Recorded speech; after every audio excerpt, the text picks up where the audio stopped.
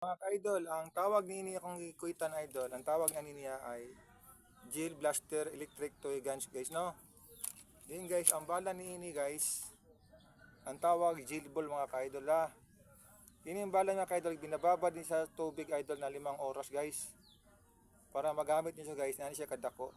Okay mga ka-idol. Tapos si M4E1 version 2 natin guys, version 2 na siya guys. May blue back metal di sa kilid guys. Kung ilan ito guys, may blue back metal siya guys. At may pa-scope na rin tayo guys, may pa-laser na rin tayo guys. Holographic guys, may pa-spot na rin siya guys. Guys, kompleto lahat si version 2 natin guys. Tapos may single shot full automatic siya guys. Okay, full automatic. Okay mga ka-idol. Guys, mag-PM ra muna ako guys ha, kung gusto mo mag-check out ni M4E1 version 2 guys. Maraming salamat.